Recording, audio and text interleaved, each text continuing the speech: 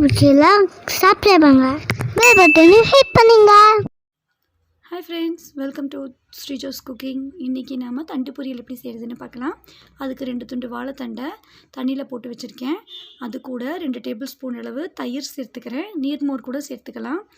இது கூட ஒரு அரை ஸ்பூன் அளவுக்கு உப்பு சேர்த்துக்கலாம். இந்த மாதிரி தயிர் உப்பு எல்லாம் கலந்த தண்ணியில் ஊற வைக்கிறதுனால இது கருத்து போகாது.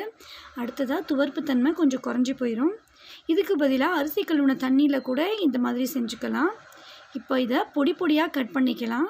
ரொம்ப சின்ன சின்னதாக கட் பண்ணிக்கணும். அப்போ தான் நல்லா டேஸ்ட்டாக இருக்கும். இதை நாங்கள் தனியாக வேக வச்சு வதக்க போகிறதில்ல, அப்படியே வதக்கிறதுனால ரொம்ப பெருசாக இருந்தால் சாப்பிட்றப்ப நல்லா இருக்காது.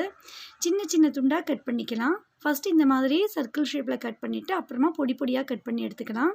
இது ஒரு சர்க்கிள் கட் பண்ணிவிட்டு இன்னொரு சர்க்கிள் கட் பண்ணுறப்ப நடுவில் நார் நிறைய வரும். நார் இல்லாத சுத்தமான தண்டாக எடுத்தோம்னா நல்லா சாஃப்டாக இருக்கும், நாரே இருக்காது. நார் இருந்ததுன்னா நல்லாவே இருக்காது. அதனால் பார்த்து வாங்கிக்கணும். நான் வாங்கின தண்டில் கொஞ்சம் கூட நாரே இல்லை, அதனால் ஈஸியாக கட் பண்ண வருது பாருங்கள்.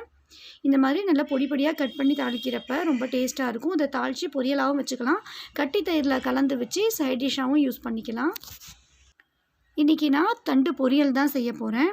ஒரு துண்டு கட் பண்ணிவிட்டு கட் பண்ணது எல்லாத்தையும் தண்ணியில் போட்டு வச்சிடலாம். வெளியே வச்சோம்னா கருத்து போயிடும். அடுத்து இன்னொரு துண்டையும் நாங்கள் இதே மாதிரி கட் பண்ணி எடுத்துக்கலாம். இப்போ இதை எப்படி பொடி பொடியாக கட் பண்ணணும்னு பாருங்கள். சின்ன சின்னதாக இதை மாதிரி கட் பண்ணிக்கலாம்.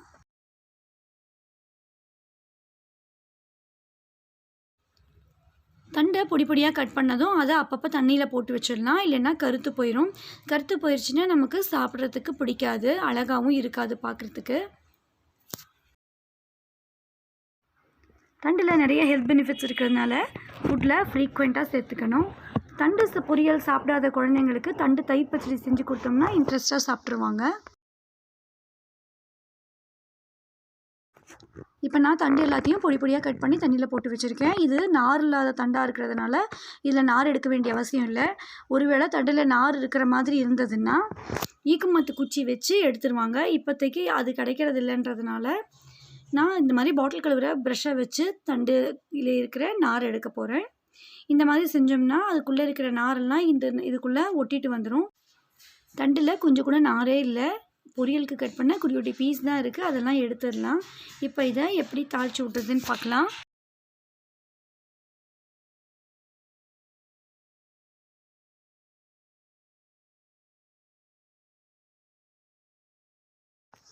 அடுப்பில் ஒரு பேன் வச்சு கொஞ்சமாக எண்ணெய் சேர்த்துக்கிட்டு காஞ்சதும் கடுகு உளுத்தம்பருப்பு சேர்த்துக்கலாம்.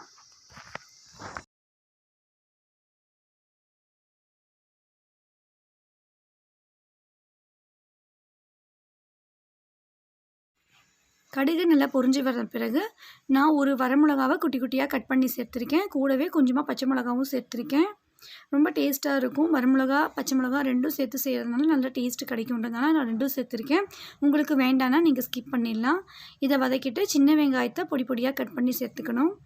பெரிய வெங்காயத்தை விடையும் சின்ன வெங்காயம் இதுக்கு நல்லா டேஸ்ட்டாக இருக்கும், அதனால் நான் சின்ன வெங்காயம் தான் சேர்த்துருக்கேன். இது கூட கொஞ்சமாக பெருங்காயத்தூள் சேர்த்துக்கிட்டு எல்லாத்தையும் வதக்கி விட்டுடலாம். வெங்காயம் கலர் மாறாத அளவுக்கு வதக்கிக்கணும். ஒரு அரை நிமிஷம் வெங்காயத்தை வதங்கின பிறகு இப்போ தண்டு சேர்த்துக்கலாம். தண்டை தண்ணியிலிருந்து வடித்து வச்சிடக்கூடாது, தண்ணியில் தான் ஊறிட்டு இருக்கணும். வதக்கிறப்ப மட்டும்தான் இந்த மாதிரி கொஞ்சம் புழிஞ்சிட்டு சேர்த்துக்கலாம். தண்ணி இல்லாமல் புழிஞ்சிட்டு சேர்த்துக்கலாம், ஏன்னா தண்டே கொஞ்சம் தண்ணி விடும். அதனால் தண்ணி இல்லாமல் புழிஞ்சிட்டு சேர்த்து வதக்கிக்கலாம்.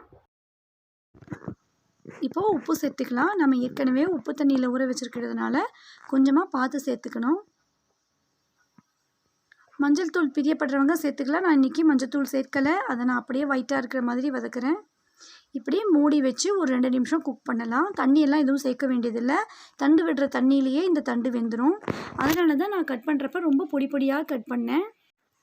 தண்டு வெந்துருச்சான்னு பார்த்துக்கலாம். நல்லா சாஃப்டாக வெந்துருச்சு. ஒரு 2 நிமிஷம் வெந்தாவே போதும், நல்லா சாஃப்டாக வெந்துடும். நல்லா வெந்த பிறகு இது கூட நம்ம திருகுன தேங்காய் சேர்த்து வதக்கி விடலாம். தேங்காய் சேர்த்துட்டு ஒரு அரை நிமிஷம் அடுப்பை சிம்மில் வச்சு வதக்கி விடலாம். பாருங்கள், சூப்பராக தண்டு பொரியல் தயாராகிடுச்சு. இதை நல்லா ஆற வச்சு தயிரில் சேர்த்தும் சாப்பிட்லாம். இதை அப்படியே பொரியலாகவும் யூஸ் பண்ணிக்கலாம். தேங்க்ஸ் ஃபார் வாட்சிங்.